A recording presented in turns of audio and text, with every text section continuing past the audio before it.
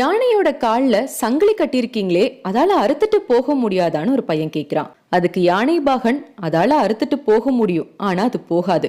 ஏன்னா இந்த யானை குட்டியா இருந்தப்பவே இதே மாதிரி சங்கிலியால இதோட காலை கட்டி போடுவாங்களாம். அந்த குட்டியும் அதை அறுத்துக்கிட்டு ஓட முயற்சி பண்ணும். ஆனா அது கிட்ட போதிய வலு இல்லாதனால முயற்சியை கைவிட்டுடும். நம்மளால முடியாது அப்படின்ற மைண்ட் செட்டுக்கு வந்துடுமா.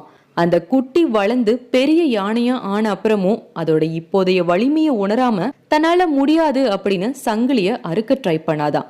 வாழ்க்கையில நம்மளும் அந்த யானை மாதிரிதாங்க. எத்தனையோ முயற்சிகளை நம்முடைய வாழ்க்கையில எடுத்திருப்போம். அதுல ஒரு சின்ன தோல்வியை பார்த்துட்டாலும் இனி அவ்வளவுதான், எல்லாம் முடிஞ்சது அப்படின்னு முடிவுக்கு வந்துடுறோம்.